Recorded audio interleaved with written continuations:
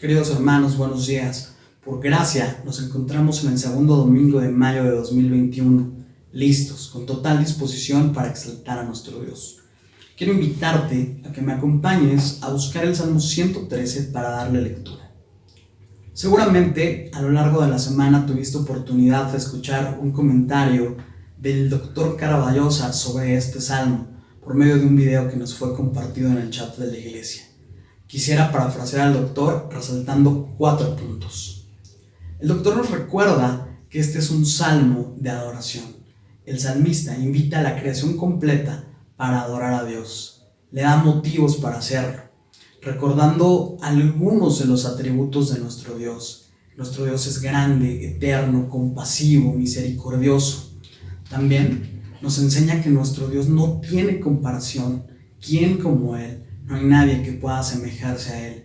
Y en los últimos versículos nos hace ver el gran amor, la misericordia, la compasión que Dios ha tenido para su creación, al grado de dejar su trono de gloria, de humillarse a sí mismo, de encarnarse en la persona de Jesucristo para venir a este mundo a morir por tus pecados y los míos, pagando a precio de sangre nuestra libertad. También nos enseña que Dios nos ha levantado del polvo, nos ha sacado del basurero donde nos encontrábamos y ha quitado el oprobio que pesaba sobre nosotros. Demos de lectura a este salmo reverentemente. Así dice la palabra de Dios. Alabad, siervos de Jehová, alabad el nombre de Jehová. Sea el nombre de Jehová bendito desde ahora y para siempre. Desde el nacimiento del sol hasta donde se pone, sea alabado el nombre de Jehová. Excelso sobre todas las naciones es Jehová, sobre los cielos su gloria. ¿Quién como Jehová nuestro Dios, que se sienta en las alturas, que se humilla a mirar en el cielo y en la tierra? Él levanta del polvo al pobre y al menesteroso del muladar, para hacerlo sentar con los príncipes de su pueblo. Él hace habitar en familia a la estéril, que se goza en ser madre de hijos. Aleluya. Oremos. Bendito Dios, tú eres eterno y excelso sobre todos. Gracias por la iniciativa que has tenido de amarnos y comprarnos a precio de sangre pagado por nuestro Señor Jesucristo. En esta mañana nosotros queremos ofrecerte este culto de adoración. Nuestro deseo es alabarte, exaltarte, por lo cual entregamos este servicio con todo nuestro corazón. Rogamos que lo recibas y que llegue a ti con olor grato, pues lo hacemos en el nombre precioso de Cristo Jesús. Amén. Queridos hermanos, vamos a un bloque de alabanza. Cantemos al Señor con todo nuestro corazón y posteriormente regresamos para orar por las necesidades de la congregación.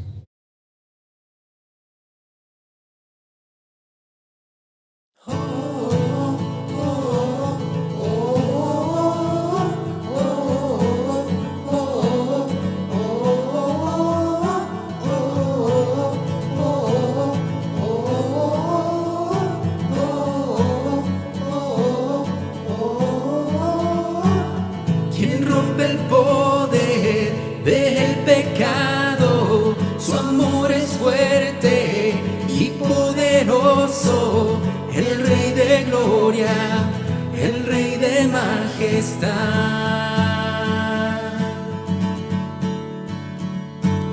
Conmueve el mundo con su estruendo y nos asombra con maravillas. El Rey de gloria, el Rey de majestad. Gracias sublime es, perfecto es tu amor. Tomaste mi lugar, cargaste tú mi cruz, tu vida diste ahí. Y ahora libre soy. Oh, Jesús, te adoro por lo que hiciste en mí.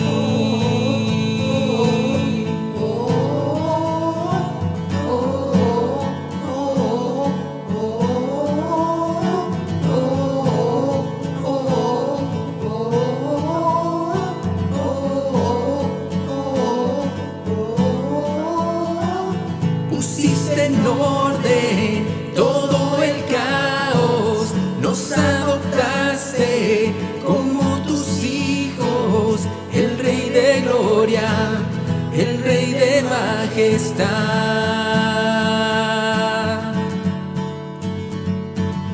el que gobierna con su justicia y resplandece con su belleza. El Rey de gloria, el Rey de majestad. Gracias sublime es, perfecto es tu amor. Tomaste mi lugar, cargaste tú mi cruz, tu vida diste ahí. Y ahora libre soy. Oh, Jesús, te adoro por lo que hiciste en mí. Digno es el Cordero de Dios, digno es el Rey que la muerte venció. Digno es el Cordero de Dios, digno es el Rey que la muerte venció. Digno es el Cordero de Dios. Digno es el Rey que la muerte venció. Digno es el Cordero de Dios. Digno, digno. Gracias sublime es. Perfecto es tu amor. Tomaste mi lugar. Cargaste tú mi cruz. Tu vida diste ahí. Y ahora libre soy. Oh, Jesús, te adoro por lo que hiciste en mí. Oh,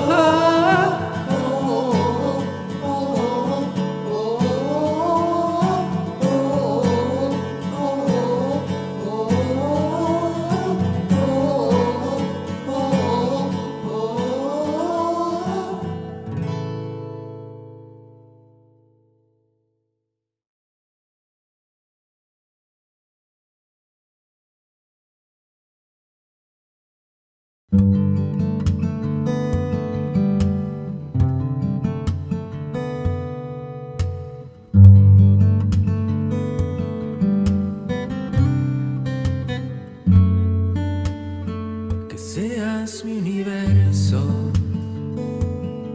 No quiero darte solo un rato de mi tiempo. No quiero separarte un día solamente. Que seas mi universo. No quiero darte mis palabras como gotas. Quiero un diluvio de alabanzas en mi boca. Que seas mi universo. Que seas todo lo que siento y lo que pienso. Que seas el primer aliento en la mañana y la luz en mi ventana. Que seas mi universo. Que llenes cada uno de mis pensamientos. Que tu presencia y tu poder sean mi alimento. Oh Jesús, es mi deseo.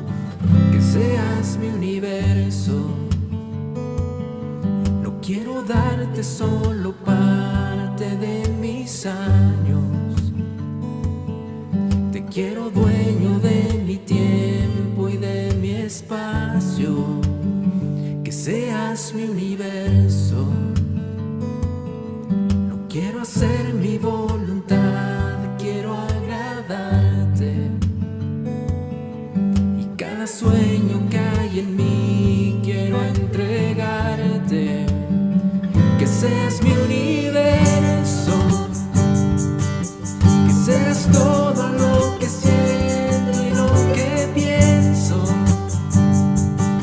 Que seas el primer aliento en la mañana y la luz en mi ventana. Que seas mi universo. Que llenes cada uno de mis pensamientos.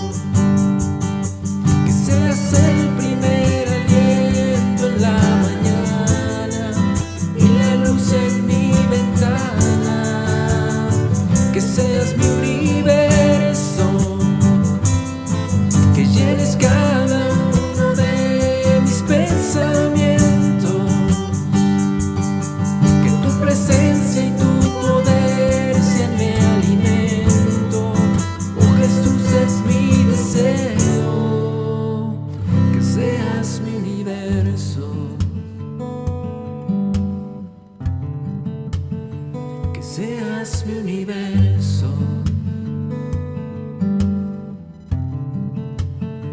que seas mi universo, que seas mi universo.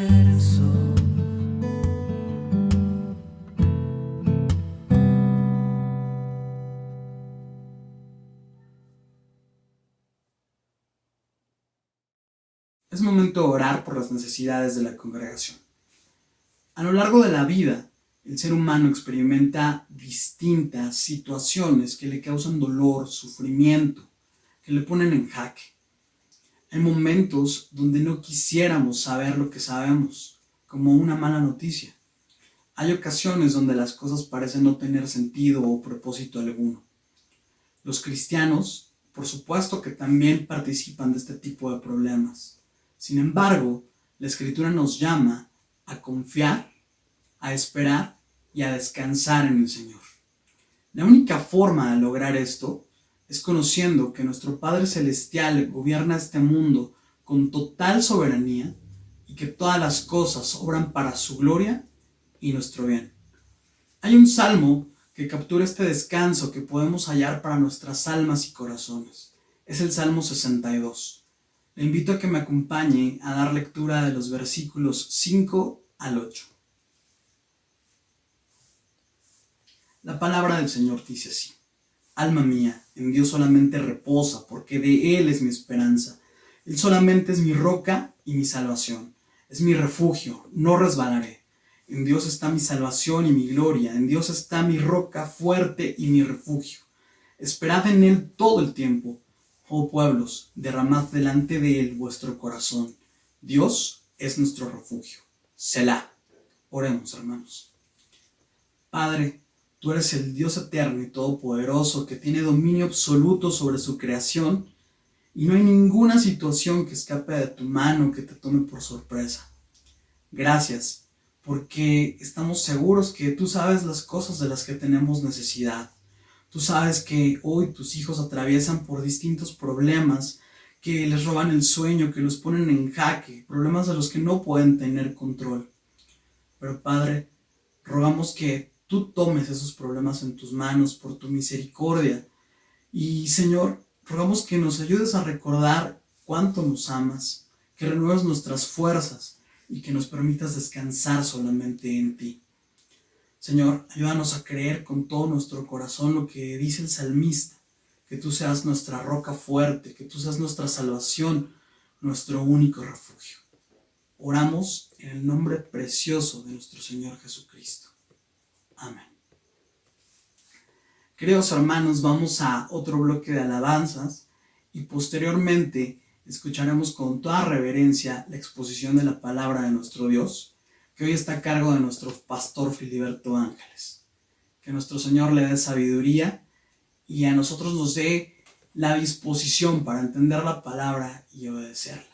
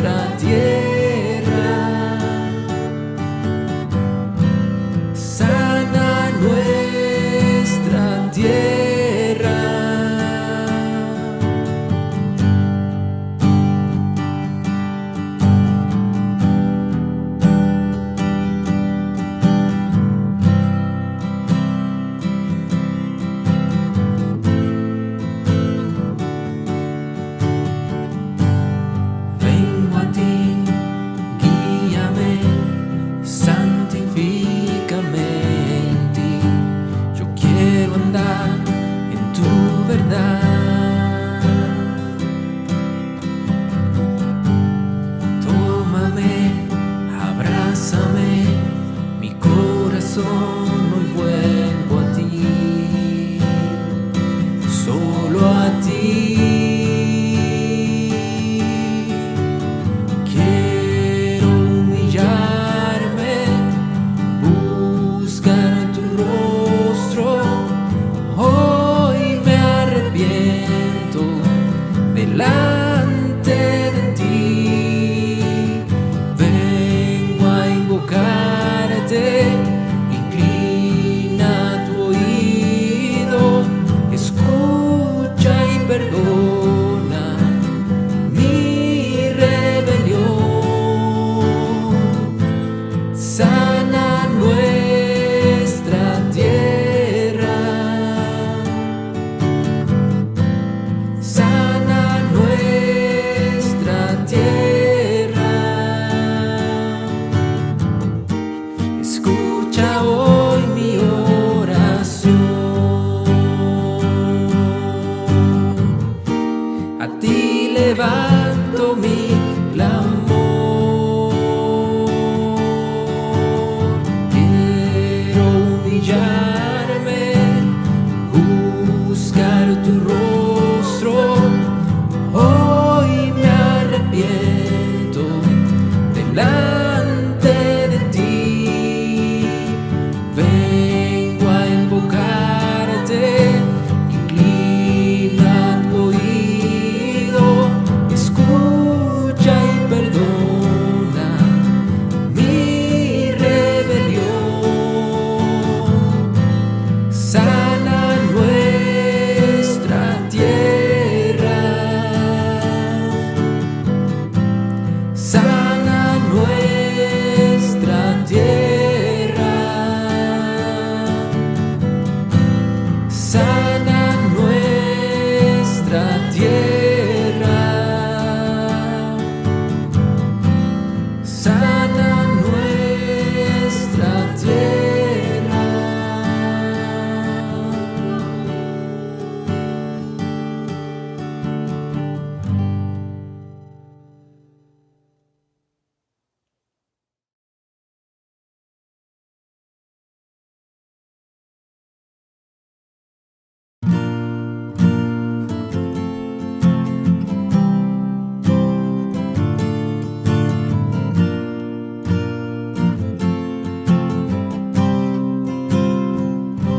Hay un lugar al que mi alma anhela tanto por llegar, una ciudad donde hay descanso y gozo por la eternidad. Sé que pronto allá estaré, con mis ojos yo veré aquel que vino a rescatarme para llevarme allí con él. He aquí que la presencia del Señor mora en medio de los hombres que Él salvó. Ellos son su pueblo y Él su eterno Dios. La ciudad de Dios es lo que anhelo yo.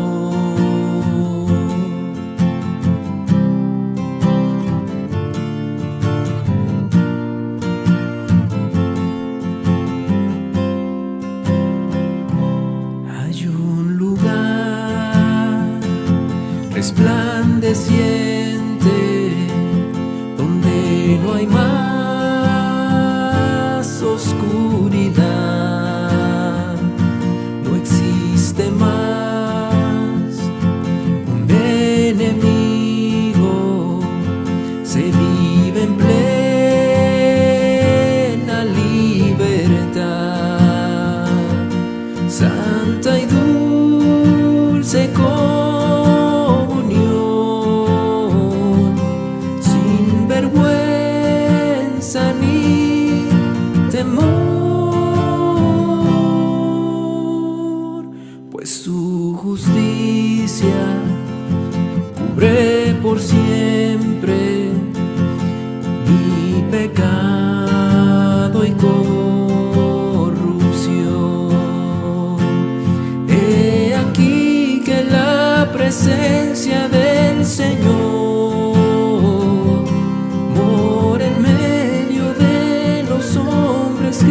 salvó. Ellos son su pueblo y Él su eterno Dios. La ciudad de Dios es lo que anhelo yo.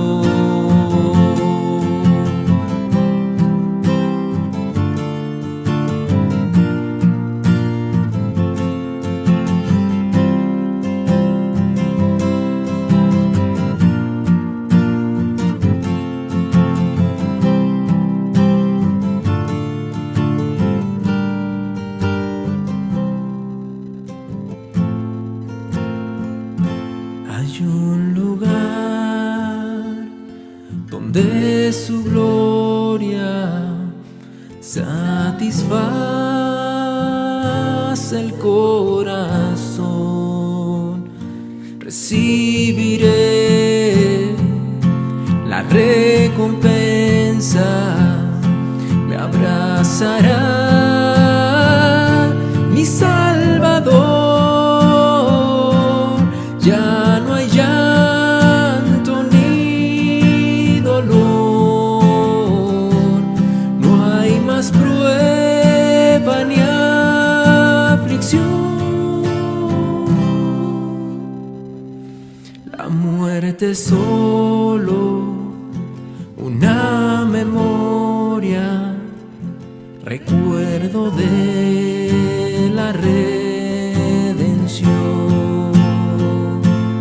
He aquí que la presencia del Señor mora en medio de los hombres que Él salvó.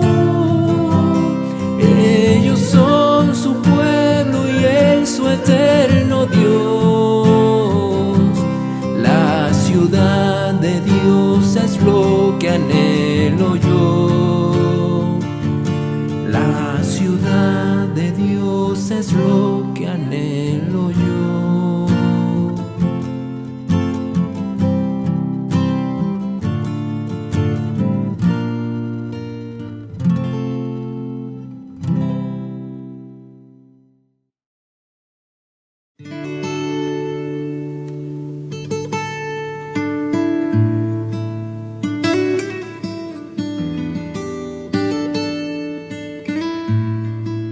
Buenos días, hermanos. Vamos a continuar con las predicaciones sobre la primera epístola de Juan. Les voy a pedir por favor que abran sus Biblias. Hoy vamos a ver los versículos del 7 al 10. Estamos en el capítulo 3.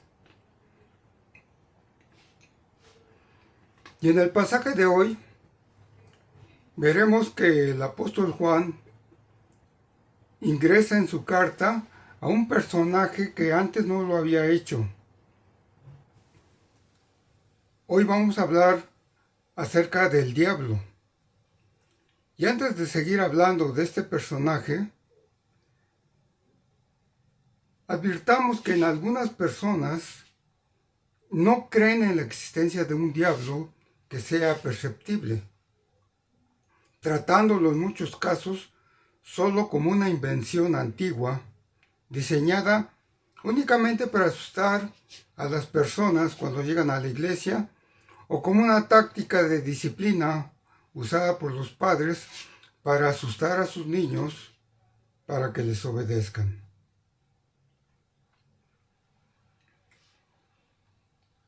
Sin embargo, si nosotros tenemos la verdadera fe que salva, entonces seguramente hemos aceptado a la Biblia como la palabra de Dios. Y en ella encontramos varias referencias a este personaje. Por ejemplo, se menciona al gran dragón, a la serpiente antigua, que se llama Diablo, o Satanás, el cual engaña al mundo entero. Y es precisamente que por la palabra de Dios nosotros conocemos que una de las armas más eficaces de Satanás, el diablo, es inducir a la gente para que crean que él no existe. Según este modelo de engaño, vemos que el diablo ha utilizado inclusive a denominaciones de la cristiandad, esas iglesias que superficialmente parecen ser cristianas, pero que están envueltas en muchas prácticas que no son bíblicas y que son las que han sido manipuladas para engañar a sus fieles acerca de este siniestro personaje. Este hecho de que el diablo, como el amo del engaño, está desviando a la gente por medio de las religiones que exteriormente afirman servir a Dios verdadero, esto está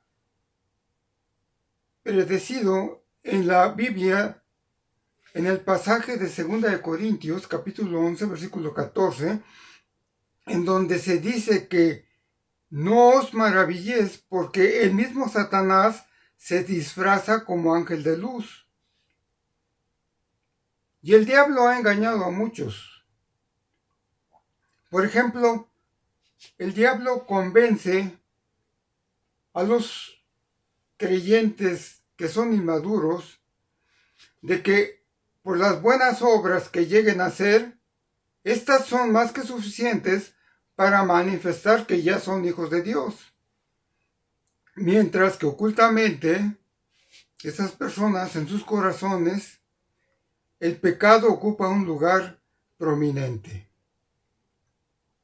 Una definición popular que se ha hecho de la hipocresía de algunos disque creyentes dice que un hipócrita religioso es una persona que al entrar a la iglesia se pone la máscara de santo y al salir se la cambia por la del diablo. Pero a diferencia del hipócrita, que él mismo sabe que su fe es fingida, hay otro grupo de personas que efectivamente piensan que es un verdadero cristiano y que están seguras de su salvación. Porque ellos han sido engañados por los falsos maestros acerca de la auténtica verdad del Evangelio. Hermanos, tengan cuidado de no estar viviendo en el engaño. La fe que salva debe ser evidente en el testimonio interno de su vida, porque con un testimonio externo solamente pueden tratar de engañar a los que están observando, pero a Dios, hermanos, no lo pueden engañar. Hermanos, el propósito de este mensaje es que las palabras que hoy escuches del apóstol Juan te hagan sentir la necesidad de encontrar la respuesta sobre cuál es tu verdadera posición delante de Dios. Vamos a leer el pasaje, 1 Juan capítulo 3, versículos del 7 al 10.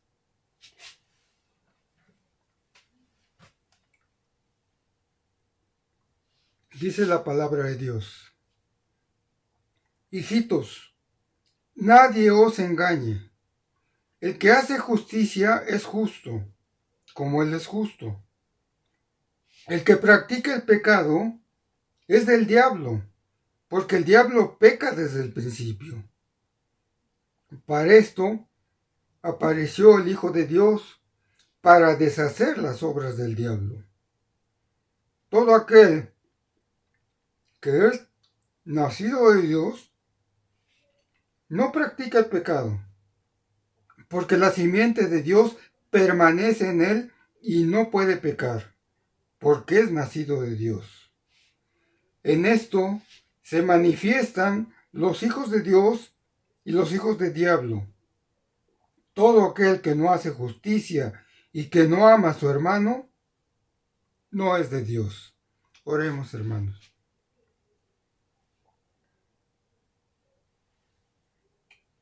Señor, qué importante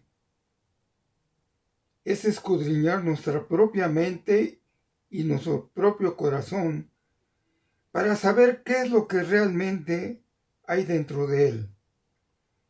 Señor, te pedimos que en el mensaje de tu apóstol Juan nos haga recapacitar acerca de cuál es y cuál ha sido nuestra verdadera actitud ante ti. Pruébanos, Señor, para saber si no estamos viviendo engañados, pensando que andamos en tus caminos, mientras el enemigo nos ha desviado del camino recto. En nombre de Jesús, oramos. Amén.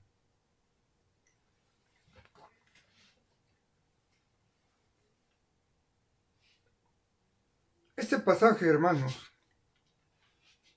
trata de un llamamiento que hace el apóstol Juan para que valoremos la verdad y la mentira.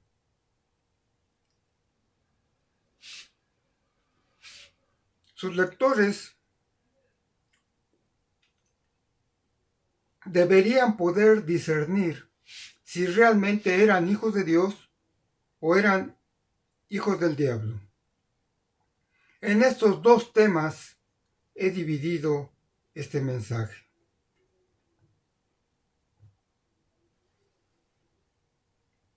Nadie os engañe, empieza diciendo el apóstol Juan. Los falsos maestros de la época de Juan enseñaban que un creyente no se tenía que preocupar por el pecado porque decían que lo único que pecaba era el cuerpo y que lo que el cuerpo hacía no afectaba el espíritu. Algunos iban hasta el punto de enseñar que el pecado era algo natural para el cuerpo, ya que éste así es de pecaminoso. Decían que el cuerpo era malo de todas maneras y que por tanto no había ningún peligro en satisfacer sus deseos, porque lo que sucediera con el cuerpo realmente no tenía importancia. Decían que el hombre realmente espiritual estaba preparado por el espíritu, que podía pecar todo lo que le diera en gana sin sufrir ningún daño. Tal parece que actualmente muchos piensan lo mismo que estos herejes, pues vivimos tiempos donde hay demasiado descaro por parte de los pecadores. Los falsos maestros que trabajaban para el diablo estaban seduciendo, estaban engañando a los cristianos para que abandonaran la lucha contra el pecado, haciendo que se viera como que era una lucha sin sentido. Podemos admitir que hay cierta lógica en esta opinión si sabemos que nosotros tenemos el perdón de Cristo. Si nuestro cuerpo va a morir de todos modos y nuestro verdadero destino es vivir en el cielo, realmente se podía uno preguntar qué importa si nos complacemos a nosotros mismos ahora que podemos. ¿Por qué debemos luchar tanto por la castidad, por la moderación y la bondad, cuando el adulterio, el exceso y la bebida y la violencia son mucho más atractivos para nuestra carne? Juan les dice: no permitas que nadie os extravíe, que nadie os engañe con esas doctrinas falsas. La palabra engañar, que ocupó aquí en su escrito el apóstol Juan, nos habla de alguien que deliberadamente nos encubre con perversión la verdad, especialmente en materia moral y espiritual. Nos dicen palabras o acciones que deliberadamente pretenden hacer que creamos cosas que no son ciertas, dejándonos así seducir por ellos para que vivamos una vida equivocada, una vida alejada de Dios.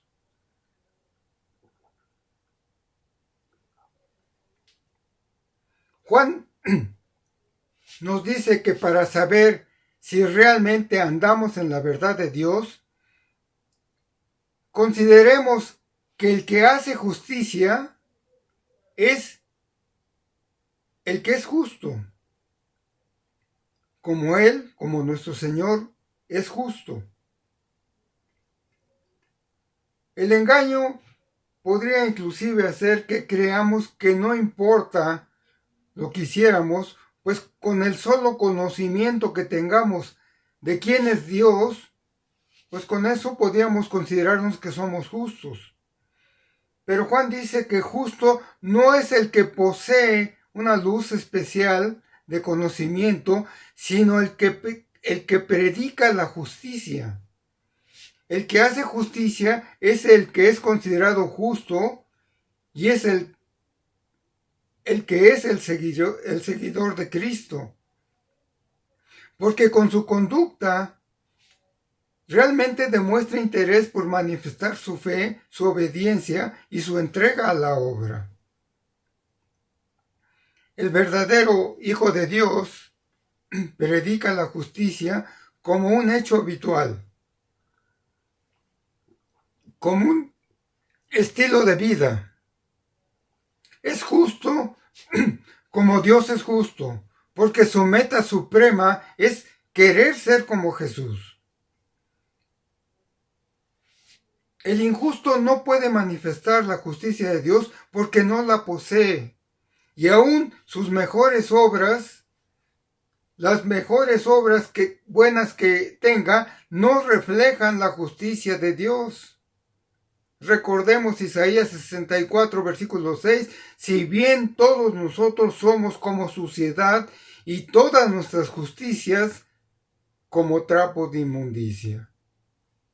En otras palabras, la vida cristiana es imitar vivir como Cristo. Pablo dijo, haya pues en vosotros este sentir que hubo también en Cristo Jesús. Cristo padeció por nosotros, dejándonos ejemplo para que sigamos sus pisadas. No hay nadie que pueda mirar a Cristo y decir que no sabe en qué consiste la vida cristiana. El apóstol muestra aquí que la vida nueva de una persona verdaderamente justa es la que es testificada por sus obras rectas. Aún dentro de nuestras debilidades humanas, el temor que tengamos de Dios nos ha de llevar a realizar las obras de justicia que Él espera de aquellos que decimos que somos sus hijos. En el sentido estricto, el ser justo equivaldría a poder guardar toda la ley, lo cual hemos visto que es imposible para hombre alguno. Pero si el Señor, que conoce nuestra imperfección, como en el caso de Abraham, nuestra fe nos ha sido contada por justicia. Estando en este mundo, seguramente todos los días seguiremos siendo tentados a pecar. Pero dice el apóstol Juan, para esto apareció el Hijo de Dios, para deshacer las obras del diablo. Fue para justificar al hombre delante de Dios, lo que significa que Cristo haya venido a este mundo.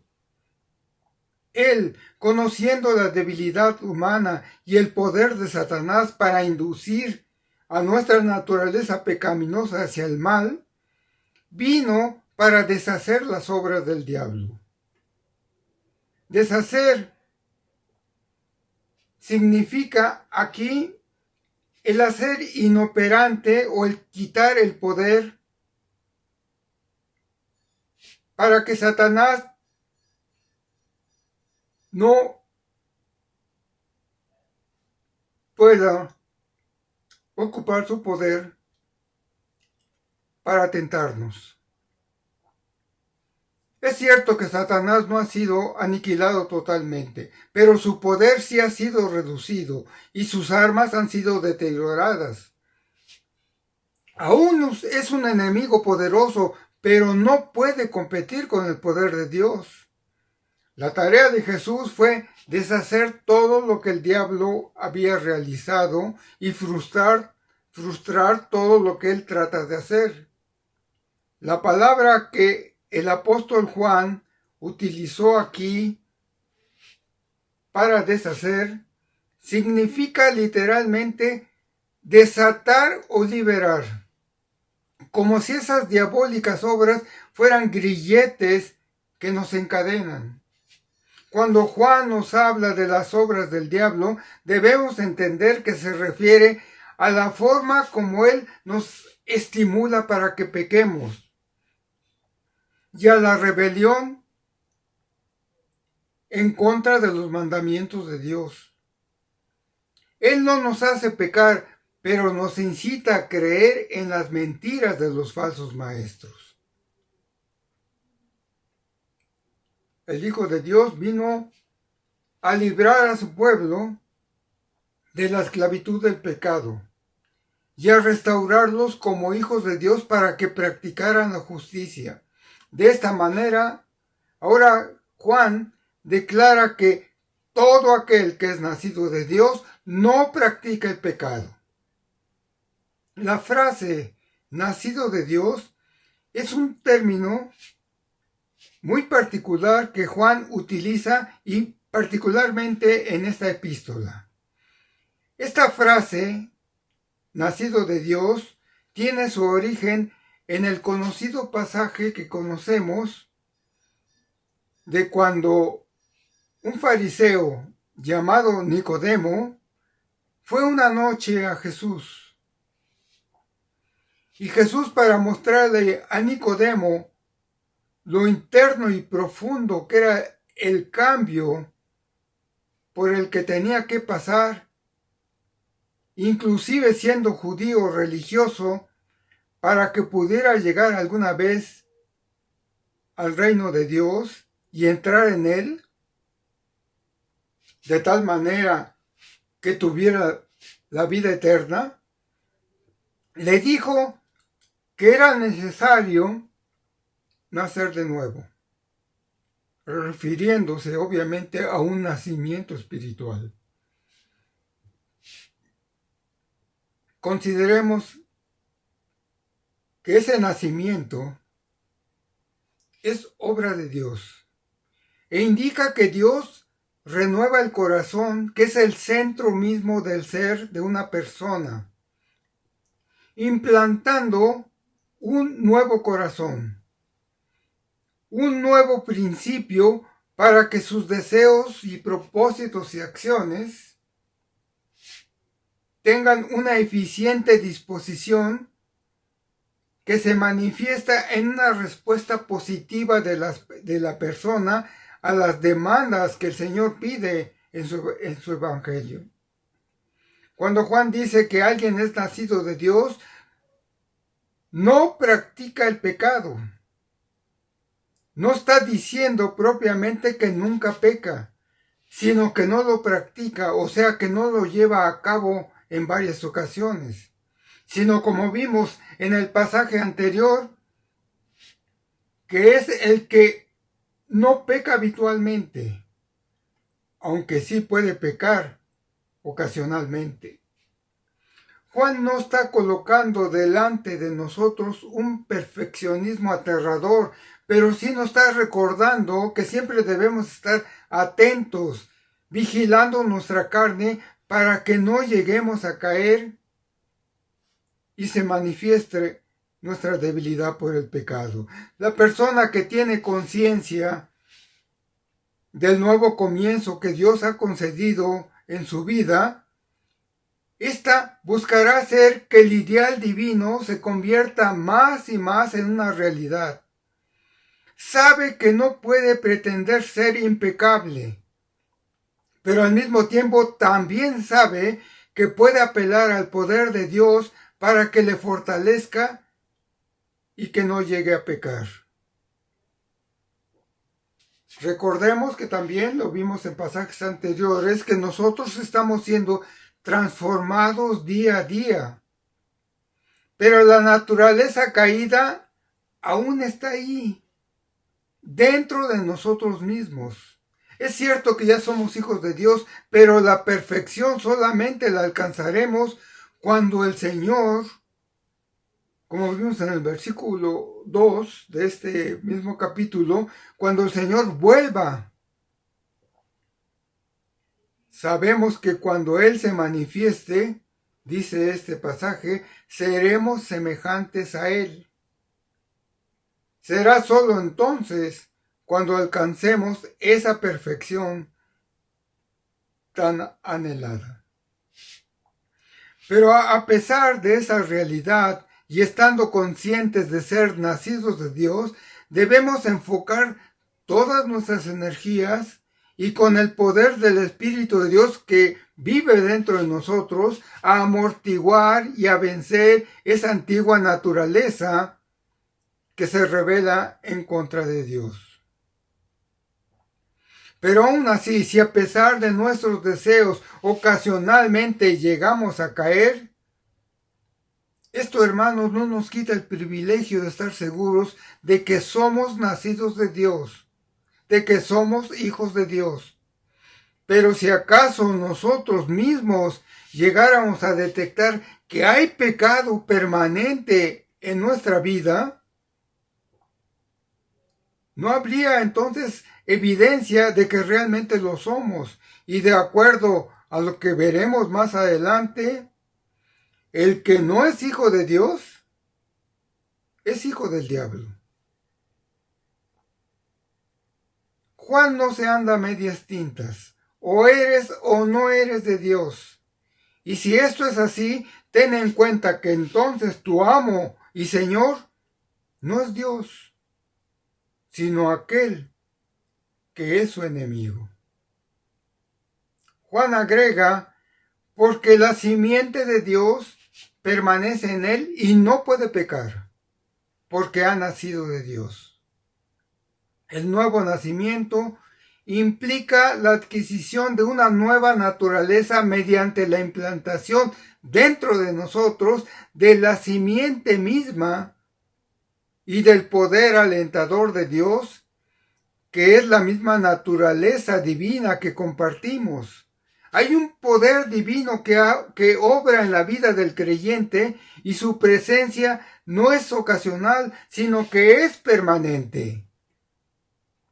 El que ha nacido de Dios tiene que mostrar con su conducta que se parece a su Padre, porque comparte su divina naturaleza. Y así como el Padre es santo, los hijos de Él deben ser también santos.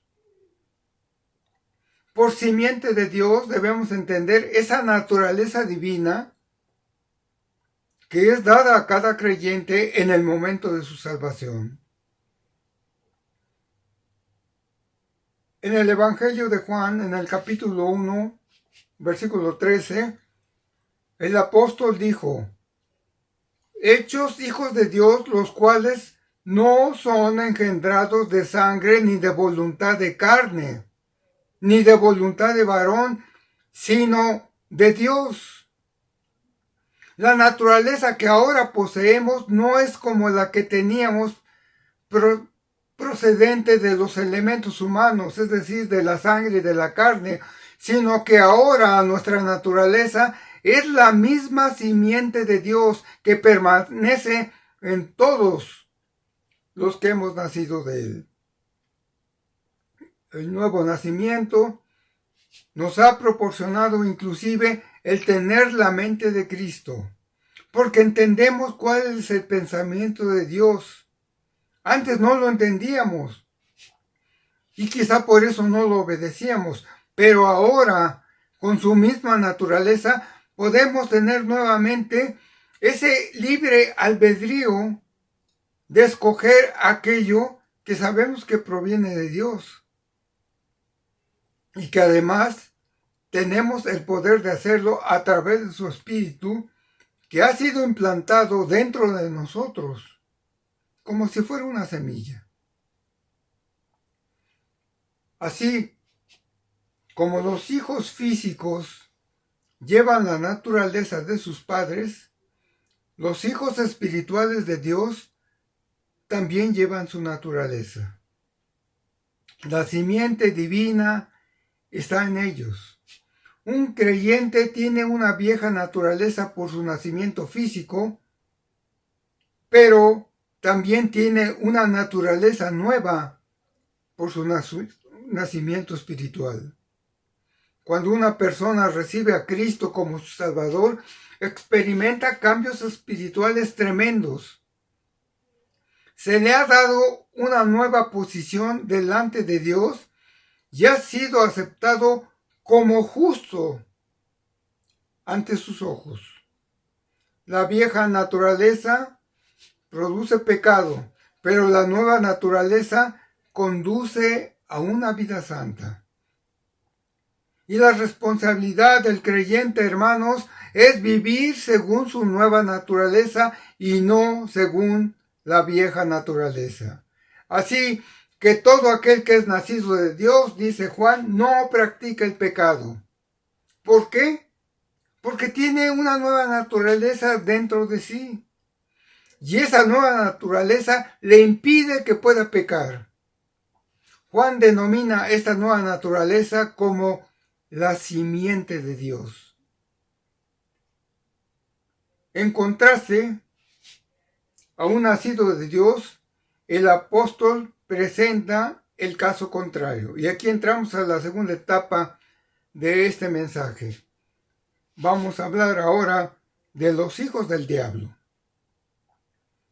El que practica el pecado, dice Juan, es del diablo. La declaración es contundente.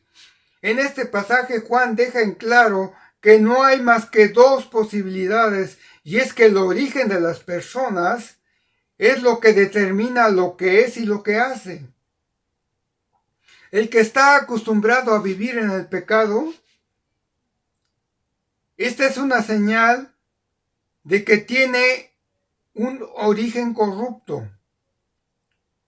Jesús dijo en la primera parte del versículo 44 del Evangelio de Juan, en el capítulo 8, Jesús dijo, vosotros sois de vuestro padre el diablo, y los deseos de vuestro padre queréis hacer. De la misma manera que acabamos de ver que un hijo de Dios manifiesta con su conducta que tiene la misma naturaleza de su padre, de la misma manera vemos a aquellos que desean imitar a aquel al que le pertenecen. Solo la justicia brota de una naturaleza justa, pero en contraste con ello, el que practica el pecado es del diablo. Sería un error minimizar esta aseveración. Todo pecado de cualquier clase, de cualquier grado, es satánico en su naturaleza.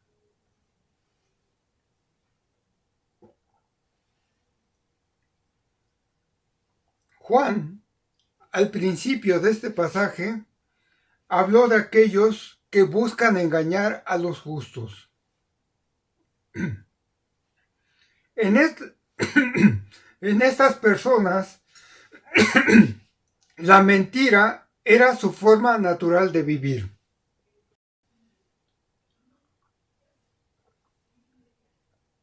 Es por esto que Juan dice que el origen de ellos es el diablo.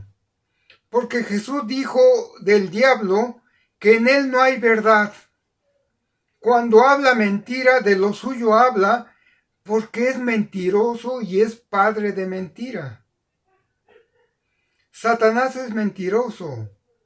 Satanás es el padre de las mentiras y sus hijos son iguales al padre, ya que muestran un parecido como de familia. Así que como antes Juan representó a Cristo como la fuente de toda rectitud, así ahora por el otro lado menciona al diablo como el principio de todo pecado. El diablo no es malvado por la naturaleza ni por la creación, sino que llegó a ser así por su apostasía.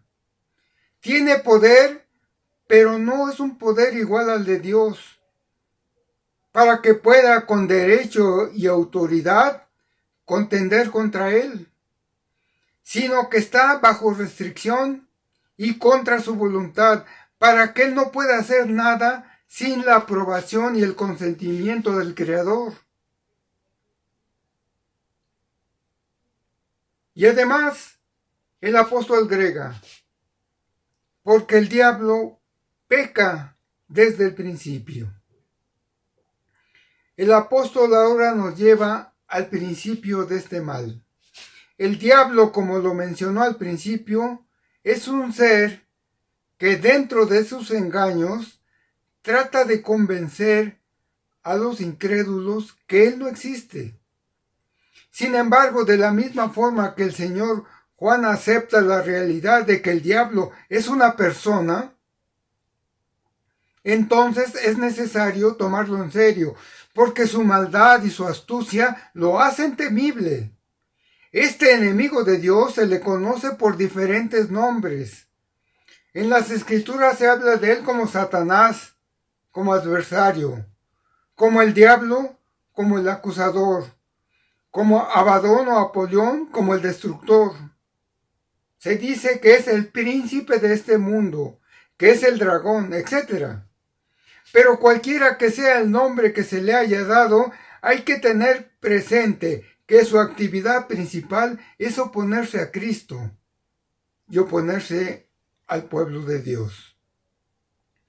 Este ser fue una criatura angélica de alto rango, que antes de la creación de la raza humana se rebeló contra el Creador y fue arrojado de los cielos. Y ahora ha llegado a ser el principal antagonista de Dios y de nosotros los hombres. Al rebelarse contra Dios, comenzó a ser diablo, pues fue entonces cuando cayó de la justicia como cayó de la verdad. Este ser representa la maldad, la malicia, la furia y la crueldad. Cosas inimaginables que son dirigidas contra Dios, contra su verdad y contra todos aquellos a los que Dios nos ha extendido su amor salvador. Sin embargo, a pesar de ser un enemigo poderoso, el diablo es tan solo una criatura limitada, limitado en su poder, porque es por permisión de la omnipotencia y de la omnisciencia divinas. El diablo no puede hacer nada que no pueda estar controlado por Dios. Satanás, es cierto, es más fuerte que nosotros, pero no se trata de un poderoso enemigo porque ya ha sido vencido.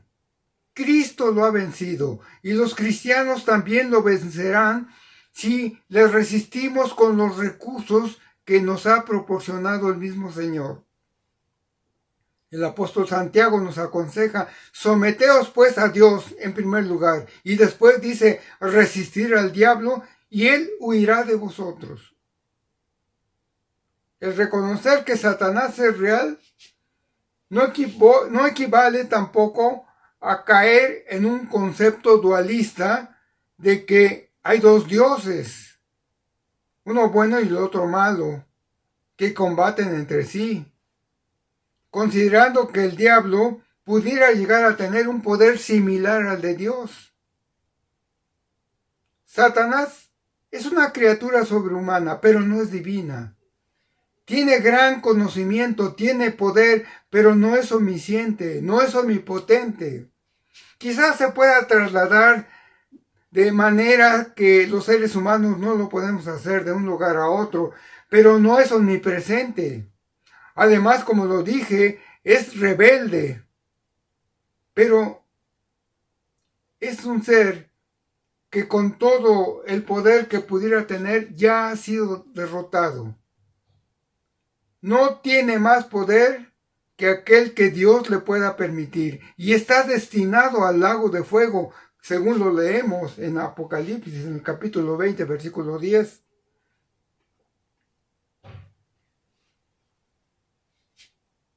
Este ser, dice Juan, ha pecado desde el principio. Desde el tiempo de la creación mostró la realidad de su maldad. El diablo siempre ha pecado. Y Juan quiere decir que sigue pecando. Ha pecado desde el principio y él es la causa de todo pecado. Y él sigue aún pecando. Y como autor del pecado nunca ha dejado de seducir a los hombres para que también pequen. Siempre detrás de las voluntades rebeldes de nosotros los hombres hay un súper rebelde quien pecó antes que nosotros existiéramos. Porque él pecó, dice Juan, desde el principio. Y quien como enemigo de todo bien es llamado el diablo, el detractor o Satanás, el adversario, que siempre está activo, incitando al hombre a pecar. Al mismo Señor, Él lo incitó para que pecara. El diablo ha sido siempre un apóstata desde la creación del mundo, y desde ese tiempo nunca ha cesado de dispersar su veneno entre la humanidad. Finaliza este pasaje Juan diciendo: en esto se manifiestan los hijos de Dios y los hijos del diablo.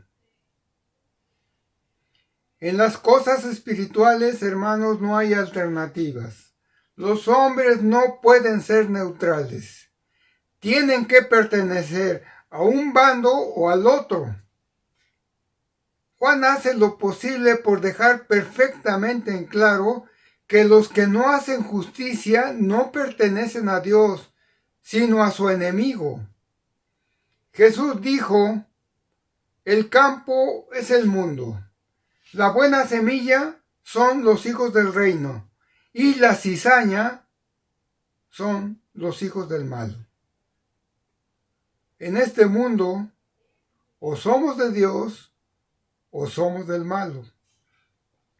El que no ha nacido de nuevo y persiste en el pecado es esclavo del pecado e imitador del diablo, por lo que en ese sentido Juan lo considera que el tal es un hijo del diablo.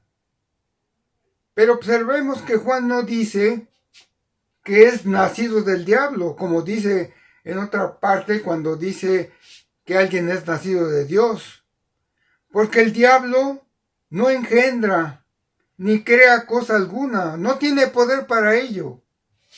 Pero el apóstol considera que todo el que imita al diablo viene a ser hijo de él, solo con imitarle, no por nacimiento propio.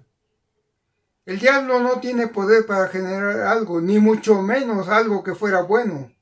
Si algo llega a generar el diablo, solo sería corrupción.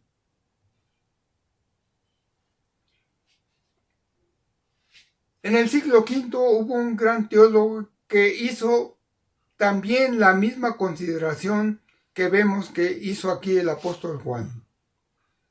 Agustín de Hipona descubre al pecador con estas palabras. Él escribió en sus obras: porque el diablo no hizo a ningún hombre, no engendró a ningún hombre, ni creó a ningún hombre. Pero el que imita al diablo, tal persona, como si hubiese nacido de éste, se transforma en un hijo del diablo, por imitarlo, aunque no literalmente por haber nacido de él. Y la manifestación de los hombres de a quién realmente pertenecen, lo señala el apóstol al final. Todo aquel que no hace justicia y que no ama a su hermano, no es de Dios. Al marcar una diferencia tajante entre el pecado y la justicia, Juan pone en claro la manera fundamental en que los hijos de Dios se manifiestan en contraste con los hijos del diablo. Solo el que anda en la justicia es de Dios, pero ahora agrega que el andar en la justicia también se manifiesta en el amor que muestre por sus hermanos. La manifestación completa de un hijo de Dios no puede ser posible si la persona no tiene amor por sus hermanos. Es precisamente la permanencia de la simiente de Dios lo que produce el fruto del amor en la vida del creyente. Y este amor sobrenatural se expresa primeramente a Dios en adoración, en obediencia y en servicio. Pero también se expresa a los hermanos en compañerismo, en unidad, afirmación, edificación, en perdón, en servicio. Y finalmente también se expresa a todo el mundo en compasión, en proclamarles el Evangelio y en compartir inclusive todas aquellas bendiciones que Dios le ha dado. Ser justo significa amar a nuestros hermanos y demostrar el amor a todos nuestros prójimos con hechos concretos. Sin embargo, aquel cuya vida no es gobernada por la ley del amor,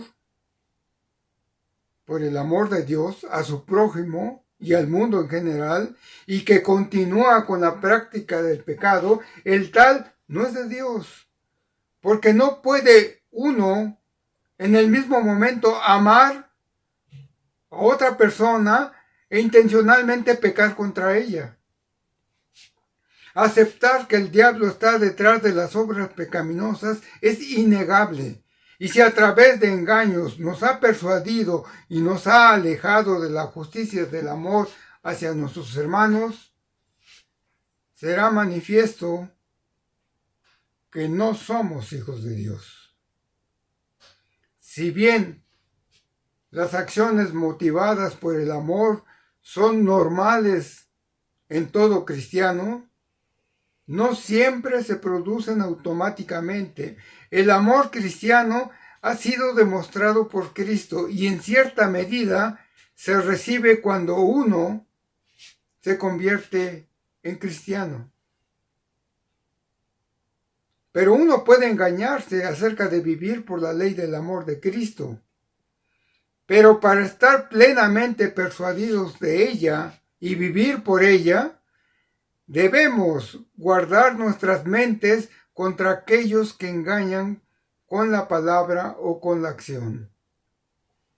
El final de este versículo sirve de puente para el siguiente tema que el apóstol Juan va a exponer. El amor. De este tema, hermanos, es del que hablaremos en el próximo mensaje. Concluyendo, el apóstol Juan en sus escritos siempre hace contrastes que son muy marcados. Él solo ve absolutos, luz o tinieblas, verdad o mentira, Dios o demonio, vida o muerte. Para Juan no hay términos medios. Pero lo importante para nosotros en este pasaje, hermanos, es cómo sabemos a qué categoría pertenecemos nosotros. Juan dice que la prueba está en nuestra conducta. El Hijo de Dios hace lo que es justo y ama a su hermano, pero el hijo del diablo no hace ninguna de estas dos cosas. La lógica de Juan es clara. Si una persona conoce a Dios, obedecerá a Dios. Pero si esa persona le pertenece al diablo, pues entonces obedecerá al diablo. Juan describe, por un lado, a la persona que persistentemente peca porque está en poder del maligno, y por otro lado, al cristiano que a veces puede caer también en pecado, pero que no puede pecar persistentemente. Es la vida, la conducta y la forma de ser lo que nos indica si somos hijos de Dios o hijos del diablo. Sin embargo, esto que parece tan sencillo, hermanos, nos cuesta trabajo llevarlo a cabo. ¿Qué puede hacer el creyente para vencer los deseos de nuestra vieja naturaleza? Juan nos dice que los hijos de Dios no pecan, mientras que los hijos del diablo continúan pecando. Son dos grupos opuestos en el sentido de que uno está poseído por el Espíritu de Cristo y el otro está poseído por el Espíritu de Satanás. Hermanos, el Creador dotó desde el principio a la criatura que Él creó de un libre albedrío para decidir hacia dónde quería ir. Sin embargo, conocemos que ese libre albedrío fue modificado después de la caída, quedando desde entonces solo la alternativa de pecar. Pero después de que Cristo nos ha redimido, nuevamente las personas tenemos ese libre albedrío, por lo cual ahora podemos escoger nuevamente qué camino seguir. Pero ahora, habiendo sido ya regenerado el hombre y teniendo al Espíritu de Dios dentro de nosotros, no podemos desear más que lo que es recto para Dios. El poder del Espíritu de Dios es tan eficaz que necesariamente nos retiene en obediencia continua a la rectitud. Debemos conocer ahora que nuestros corazones están gobernados por el Espíritu de Dios que constantemente nos adhiere a las cosas que son de Dios. Así que el libre albedrío es un poder natural que el Creador le ha dado al hombre. Pero como aún está en nosotros esa naturaleza que aún está corrompida, esa naturaleza solo tiene inclinación hacia las cosas depravadas. Por eso es necesario que el Espíritu de Dios renueve ese libre albedrío para que pueda comenzar a hacer realmente las cosas buenas. Consideremos que el Espíritu Santo es el único agente eficiente en la regeneración y es el acto por el cual Dios nos ha de infundir la vitalidad espiritual a nuestra alma y nos preparará para una vida en rectitud. Pues la voluntad de nosotros no tiene ninguna inclinación hacia la santidad hasta que hayamos sido regenerados, pero nosotros mismos no podemos cooperar en la regeneración. Hermanos, esa es la tensión en la que vivimos todos los cristianos. Y Juan la ha descrito en una forma muy realista. En consecuencia, el creyente que está consciente de su pecado no debe desanimarse, porque el mismo Espíritu de Dios es el que nos ha de guiar hacia una vida en santidad. Esta es una promesa de lo que Dios quiere que tú seas, hermano, y nos incita a mirar el momento en el que finalmente seremos como Cristo en su venida, pero haciendo lo que nos corresponde para no contristar al Espíritu de Dios en la obra de regeneración que está haciendo dentro de ti.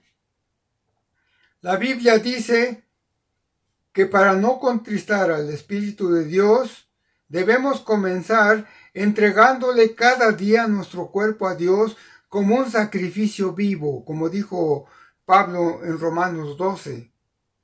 También nos dice que debemos pasar mucho tiempo leyendo y estudiando la palabra de Dios, alimentando nuestra nueva naturaleza. También nos dice que debemos tomar tiempo para orar en constante comunión con el Señor, pidiéndole que nos llene de su Espíritu y que nos dé el poder para servirle a su Hijo, a Cristo, y poder glorificarle.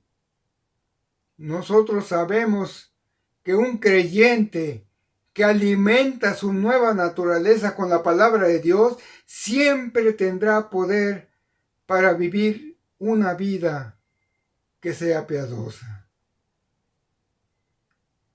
Se nos ha dicho muy claramente, Pablo lo dijo en Romanos 13, versículo 14. No proveáis para los deseos de la carne. Oremos, hermanos.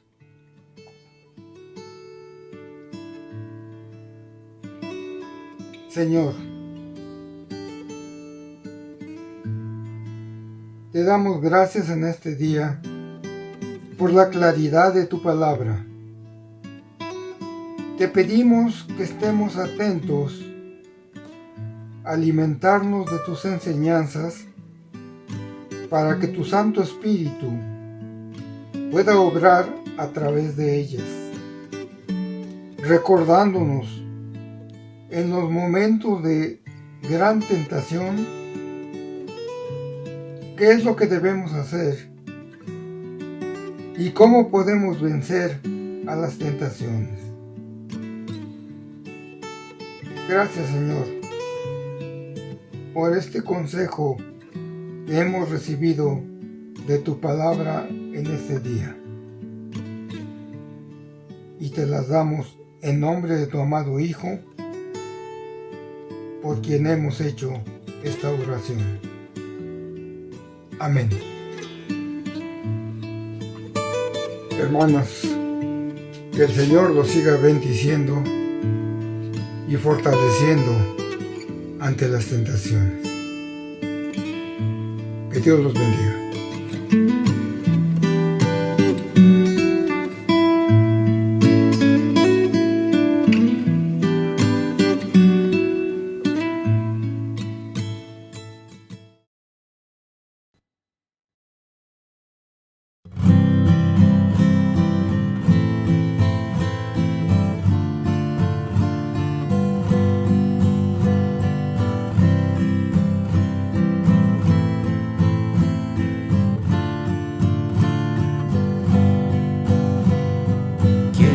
Cantar una linda canción de un hombre que me transformó.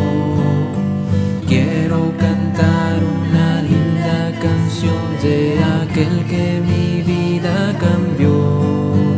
Es mi amigo Jesús, es mi amigo Jesús.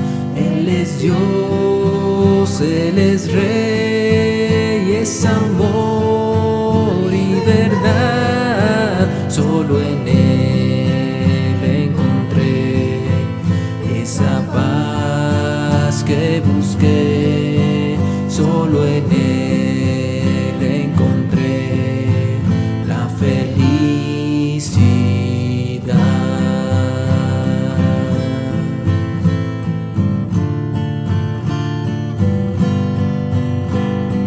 Cuando Jesús a mi vida llegó, esa paz y ese gozo me dio. Quiero que sepas que tú también puedes gozar siempre de su amor. Si creyeres en Él, si confiares también, su amor te dará y con Él vivirás como yo.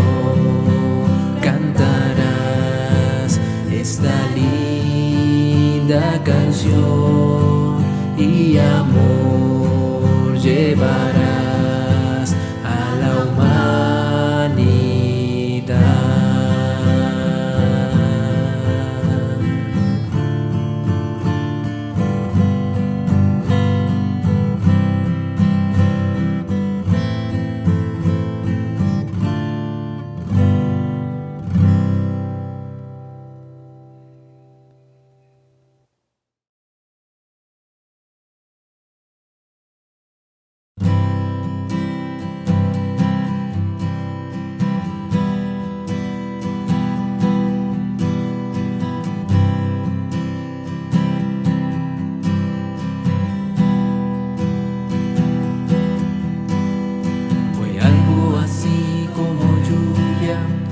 Tierra seca,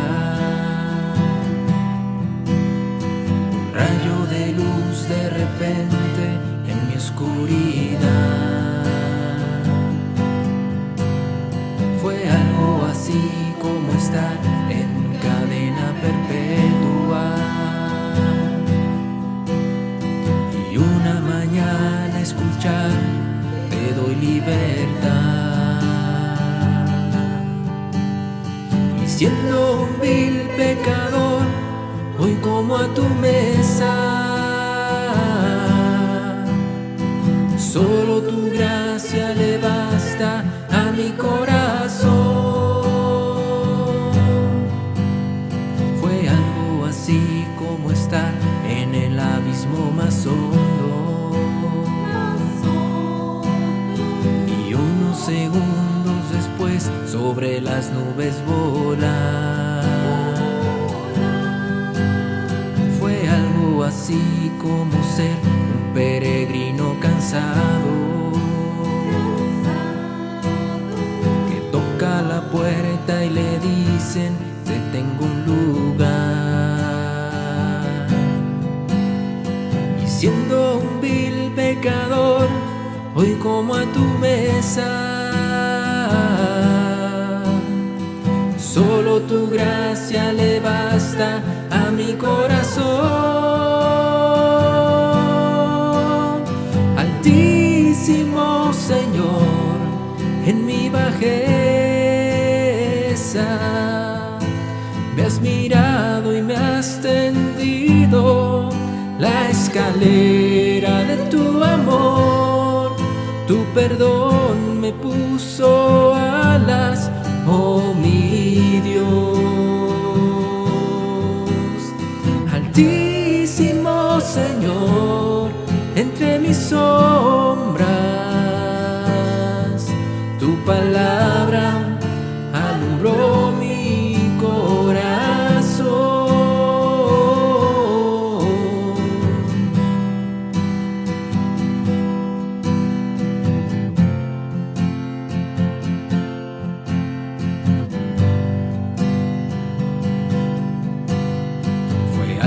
Así como estar en el abismo más hondo, y unos segundos después sobre las nubes volar. Fue algo así como ser un peregrino cansado que toca la puerta y le dicen: te tengo un lugar. Siendo un vil pecador, hoy como a tu mesa. Solo tu gracia le basta a mi corazón. Altísimo Señor, en mi bajeza me has mirado y me has tendido la escalera de tu amor. Tu perdón me puso alas, oh mi Dios. Altísimo Señor, entre mis sombras, tu palabra alumbró mi corazón.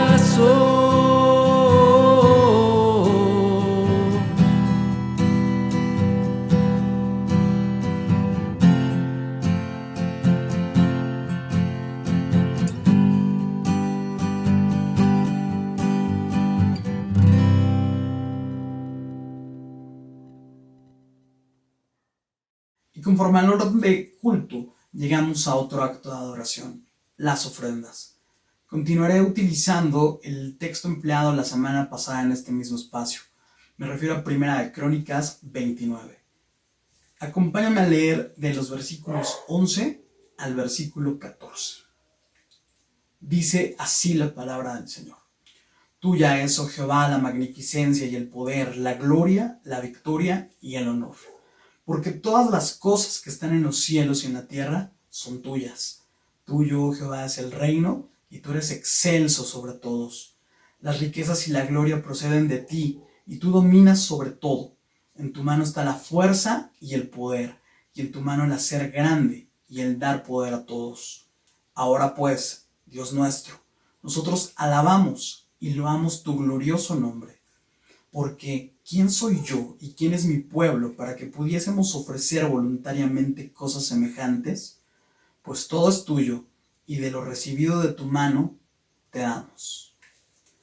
Hermanos, David conoce perfectamente quién es Dios, y derivado de ese conocimiento, brota del corazón de David genuinamente alabanza para nuestro Dios, la cual él expresa con toda solemnidad. David reconoce que Dios es el dueño de todo lo que existe y que toda persona que goza de bienes, de riquezas, de honor, se lo debe al Señor. También en el versículo 14, y es donde quiero hacer énfasis, David reconoce la gracia que Dios ha puesto en su corazón para ofrendar gozosa y voluntariamente, y de esta forma contribuir para la obra de Dios. Que así sea nuestro actuar, que así sea nuestra ofrenda. Un acto consciente, voluntario, con gozo, y que no se vuelva un acto obligado o rutinario. Oremos. Señor, tú eres el dueño del oro, de la plata, de todo lo que existe. Tú dominas sobre todo. Rogamos que tú trabajes en nuestros corazones para que podamos ser agradecidos con lo que tú nos das, que seamos responsables con cada cosa que tenemos, que el gozo y la generosidad cada día se incrementen en nuestros corazones para que nosotros podamos contribuir para tu gloria con alegría. Rogamos que todos tus hijos que hoy están pasando por necesidad, por carencia, todas esas necesidades sean suplidas por ti, y te suplicamos que nos motives a que el amor de Cristo sea expresado entre nosotros y podamos unos y otros ser de bendición mutuamente. Todo esto lo oramos en el nombre precioso de Cristo Jesús. Amén. Queridos hermanos, en la parte baja de su pantalla está apareciendo la cuenta bancaria de la iglesia para que, si en tu corazón está ofrendada al Señor, puedas hacerlo libremente.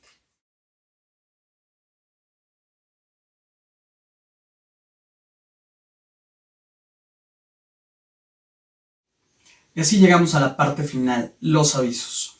Queremos invitarle para que cada uno de ustedes se incorpore a las distintas actividades que se llevan a cabo a lo largo de la semana a través de plataformas digitales. Todos los miércoles a las 8 de la noche, muchos hermanos se reúnen para orar por las necesidades de la congregación y las necesidades de nuestros amigos y familiares.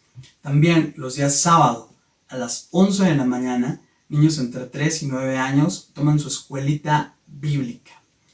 Los domingos hay 2 clases, inmediatamente terminando el servicio de adoración. Clase de jóvenes y clase de adolescentes. También hay actividades que se llevan a cabo con una frecuencia quincenal.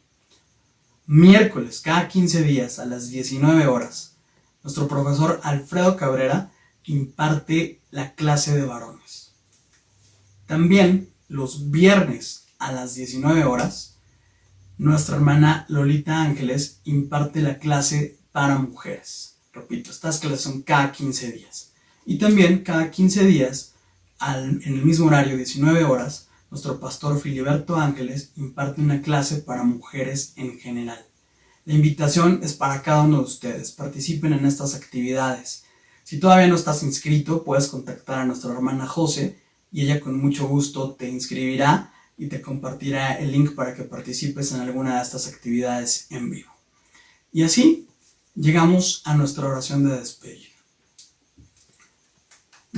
Meditemos en Mateo 28, versículos 19 al 20. Es un texto que usted conoce perfectamente, que lo conoce incluso de memoria. Dice así: por tanto, id y haced discípulos a todas las naciones, bautizándolos en el nombre del Padre, y del Hijo, y del Espíritu Santo, enseñándoles que guarden todas las cosas que os he mandado.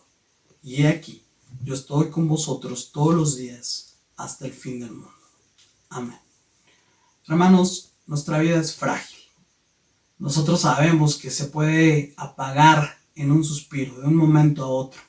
Creo que esta pandemia nos lo ha dejado muy claro, pero también accidentes como el que acaba de ocurrir desafortunadamente en el metro de la Ciudad de México. Con todo dolor podemos decir que hay gente que muere todos los días sin haberse convertido al Señor, y nosotros sabemos cuál es su destino eterno. Como hijos de Dios, nosotros somos llamados a ser embajadores, a exponer su palabra, a proclamar las verdades que nos han sido anunciadas. Así que rogamos porque el Señor nos dé fuerza, porque nos dé valentía, porque nos dé coraje para cumplir con este mandato. Y que el Señor abra puertas, oportunidades para exponer su palabra, y que su Espíritu Santo pueda traer a fe, convicción de pecado, arrepentimiento, conversión al Señor a todos quienes no le conocen. Oremos.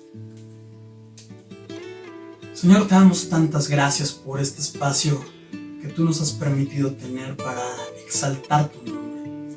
Gracias por tu palabra, porque tu palabra nos consuela, anima nuestros corazones y nos da certeza de que tenemos esperanza viva en ti.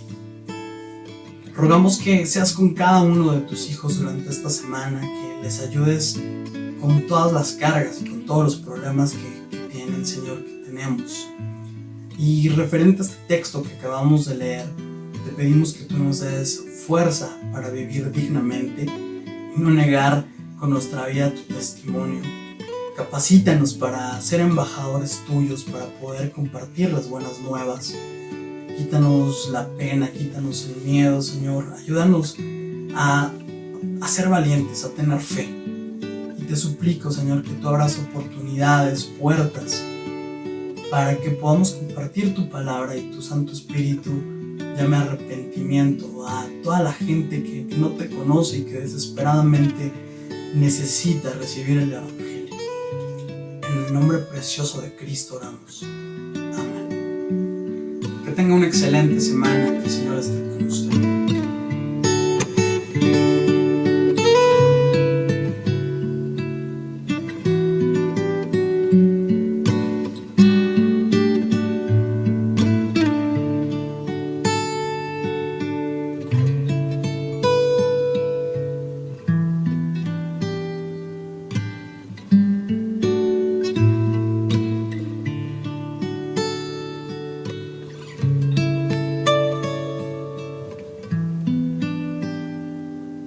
Thank you.